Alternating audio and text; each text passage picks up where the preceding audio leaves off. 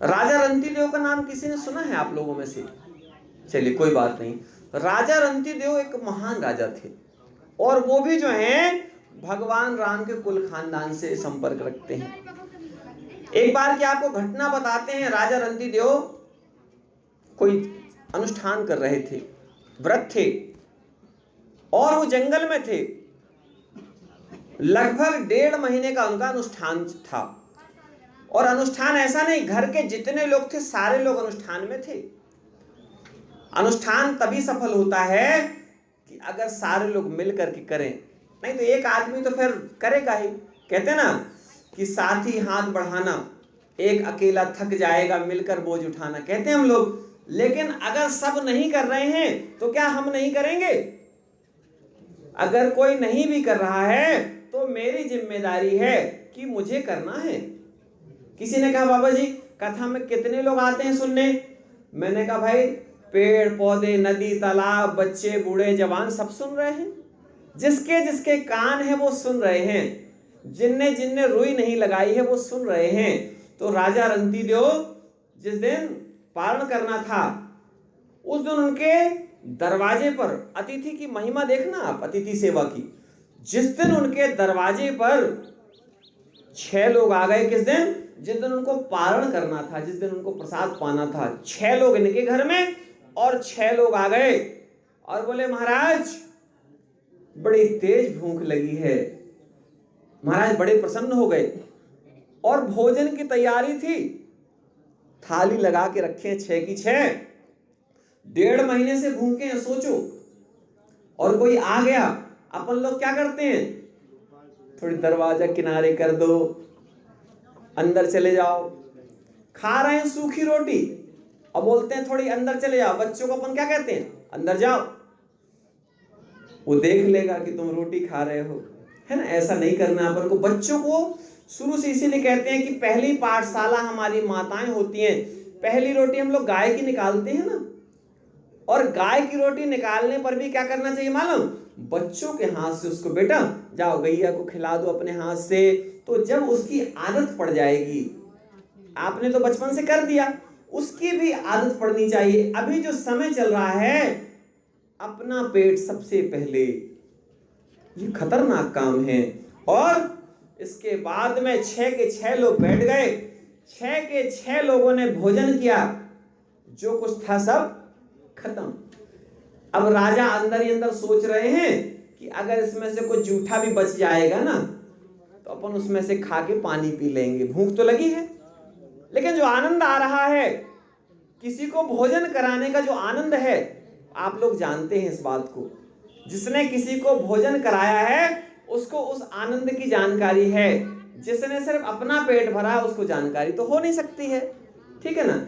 हमको सीखना किससे है ये बात? नदियों से, पेड़ों से, भगवान सूर्य से, धरती माता से। पेड़ अपने फल कभी खुद नहीं खाता है, नदियां अपना पानी कभी खुद नहीं पीती है, सूर्य अपना तेज दूसरों को ही देता रहता है। ये हमारे जीवन का लक्ष्य होना चाहिए। हमारे जीवन का यदि लक्ष्य है परोपकाराय पुण्याय पापाय परपीडनम, कहते हैं 18 पुराणों में एक ही बात लिखी, क्या?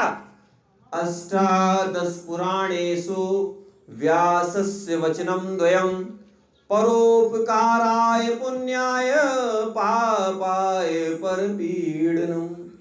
जिसने दूसरे के कष्ट को देख करके उसके हित में स्वयं को लगा दिया उसका जीवन सफल है।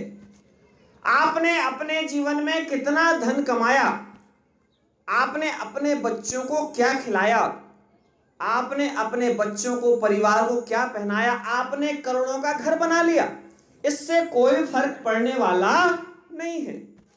फर्क किस बात से पड़ेगा कि जब आपके घर में कोई आया और आपने अपने पास जो कुछ है, वैसे नियम तो ये कहता है कि हमारे पास जो कुछ है हम अपना पेट काट कर भी सेवा दें।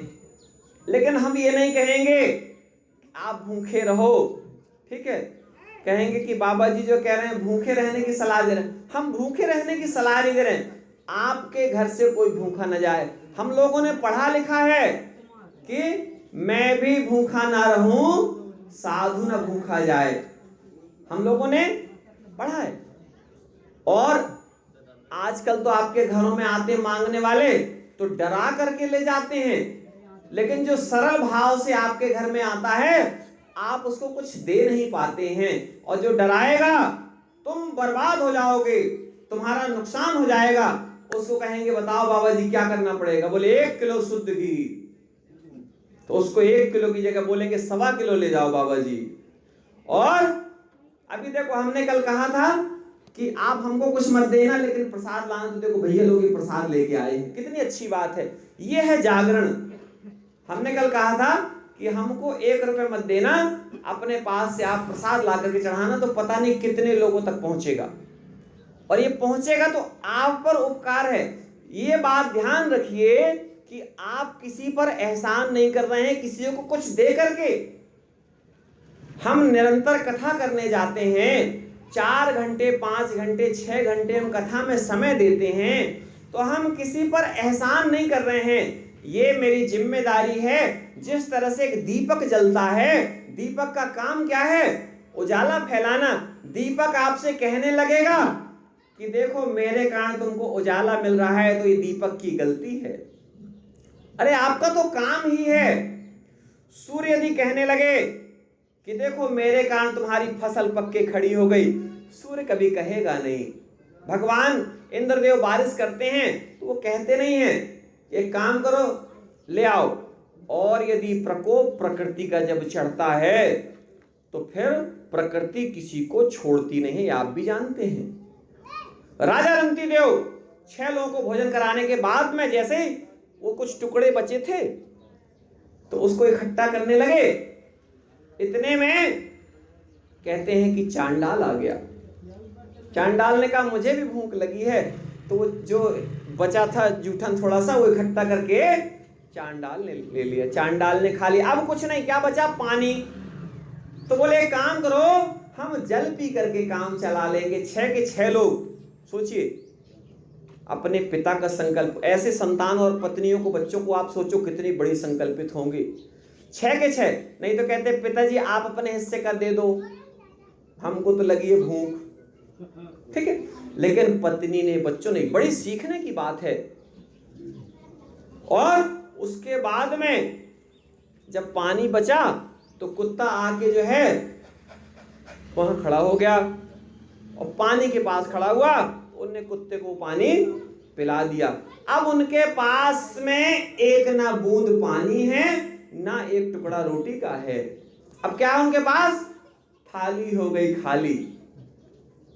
और इसके बाद भी उनके पास एक जो खास बात है वो क्या है मालूम है? उनके चेहरे पे मुस्कान। उनकी मुस्कान खत्म नहीं हुई। बड़ी बात है ना। और नहीं तो बोले अरे यार सगला खा गए तुम, है ना। उनके चेहरे की मुस्कान देख करके वो 6 के 6 देवता खड़े हो गए वहां पर विराजमान। बोले धन्य है राजा रंती देव, हमने तुम्हारे बारे में बड़ा सुना था। राजा रंती देव के बारे में बोले हम लोगों ने सुना तो था, लेकिन इतना बड़ा तपस्वी। तपस्वी का मतलब यह है कि उसके अंदर समर्पण समर्पण समर्पण। तपस्वी ये होता है।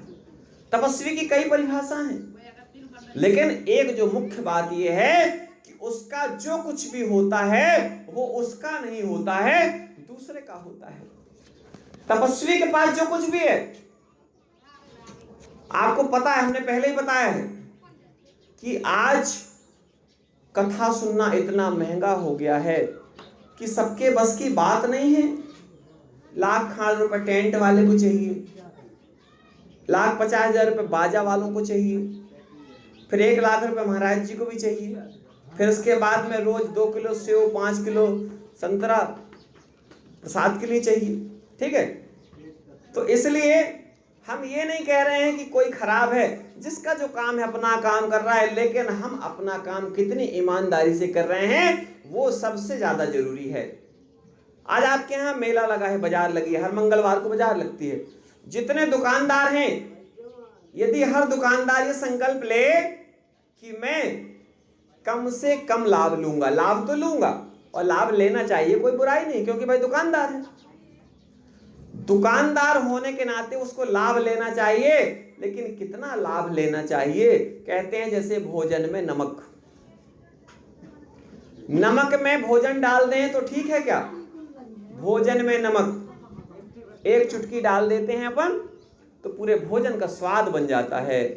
और अगर 1 किलो का पैकेट कर डाल देंगे तो क्या होगा? स्वाद बिगड़ जाएगा, ना वो खा सकेगा ना खिला सकेगा। तो यही हमारे जीवन का क्रम है। और आध्यात्म धर्म, जिसने धर्म को समझ लिया है, यही तो धर्म है। पवित्रता, अच्छी चीजें सुनना, अच्छी चीजें करना, अच्छी चीजें बताना। और भगवान सबके अंदर विराजमान है, ऐसा कोई भी नहीं है जिसके अंदर परमात्मा नहीं है। जिसके अंदर भगवान नहीं है वो मिट्टी हो गया। और हमारे भारत की तो मिट्टी भी कितने काम की है कि सारे बीज, सारी फसल मिट्टी में होती है। और तो और अब तो लोग मिट्टी खा नहीं पाते। पहले के लोग तो चोरी से मिट्टी तक खाते थे, कहते थे सौंधी लगती है मिट्टी, है ना। अब मिट्टी का सौंधापन थोड़ा कम हो गया है। पहले जब पानी पड़ता था तो मिट्टी की खुशबू से आनंदित हो जाता था मन। हमने बताया था विदेशों में आज कीचड़ में खेलने के लिए पैसा लगता है।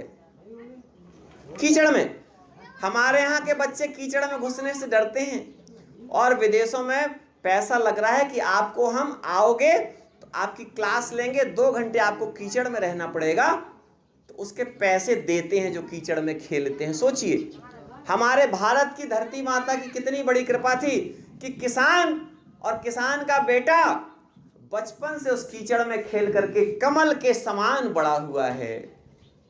और किसान के जैसा तो संकल्पित, किसान भी तपस्वी है, लेकिन किसान की परिभाषा ना बदले तो किसान कौन? जिसके घर से कोई भूखा ना जाए, वो है किसान। किसान की परिभाषा ये है, अगर किसान के घर से कोई भूखा चला गया तो वो किसान नहीं है। निश्चित मानिए, किसी को बुरा भी लगे तो उससे कोई फर्क नहीं पड़ता है। किसान के घर, आपको पता है, हमने कल भी बताए थे बात कि किसान के घर में कोई आता था और रास्ता पूछता था अगर, तो किसान क्या कहता था? कुछ खाए पिए हो कि नहीं, पहले कुछ पानी पी लो, कुछ खा लो। और अब क्या कहते हैं कि एक काम करो, लौंग ले आओ बेटा। ठीक है, ये बताइए, हम आपको एक दृष्टांत बताते हैं। एक बड़ी अच्छी घटना है। हम पंजाब में थे। पंजाब में एक बड़ी अच्छी बात हमने देखी कि आप अगर किसी से रास्ता भी पूछ रहे हैं ना, तो वो ये कहेगा कि रोटी सोटी खाए हो कि नहीं। और अगर आपने कहा भी कि हाँ खाए हैं, अरे बोले खाए हो तो भी एक और खा लो। इसीलिए पंजाब समृद्ध राज्य है। हमारे यहाँ देखिए, मध्य प्रदेश, उत्तर प्रदेश, बिहार में खूब अनाज होता है, और आप पूछो किसी से और इस साल कैसा रहा, बोले सब ऐसा ही है। रोने की आदत आपको दिनों दिन गरीब बना देगी। हमेशा प्रसन्न रहिए। अगर आप भूखे भी हैं तो आपको देख करके कोई समझ ना पाए। आपकी भूख बिल्कुल निश्चित है कि आपको भूख लगी है, कष्ट होगा, लेकिन आपको देख करके लोगों को प्रसन्नता हो, आपको देख करके लोग मुस्कुराएं, आपको देख करके लोग प्रसन्न हो। कथा का मतलब यह है, सबको पता है रामचंद्र जी 4 भाई हैं, सबको सारी रामायण याद है, ठीक है ना। इसके बाद भी हमको क्यों कथा करनी है? क्योंकि उसके बीच के जो दृष्टांत आने वाले हैं, उसके बीच से जो जागरण होने वाला है, उसके बीच से जो हमारे अंदर एक समझ जागने वाली है, उस समझ के लिए हमको राम कथा करनी है। और नहीं तो सबको पता है अभी राम जी पैदा होंगे, फिर राम जी की शादी हो जाएगी, फिर जंगल चले जाएंगे, फिर रावण मर जाएगा। इतनी नहीं है राम कथा, इससे पहले शुरू होती है और इसके बाद भी शुरू होती है। राम कथा कभी खत्म तो होगी नहीं। और क्यों नहीं होगी? खास बात यह है कि कि जब आपके घर में राम जैसे पुत्र पैदा होने लगे तब आपकी कथा सफल है। अगर हमने भी जैसे बच्चों को बोला बेटा मंदिर में आते हो तो मंदिर में आके भगवान को नहलाया करो, तो किसी बच्चे ने कहा बाबा जी रगड़ रगड़ के, हमने कहा बिल्कुल रगड़ रगड़ के नहलाओ, है ना। और कुछ बच्चों ने नहलाया और कुछ ने नहीं भी नहलाया, लेकिन अभी बच्चे लोग जो हैं इस काम को करेंगे। और देखो हम बच्चों के लिए अभी आज इनाम लेके आए हैं ये, कि हमारे बच्चे जो मेहनत करते हैं और उनको ये सब हमको देना है।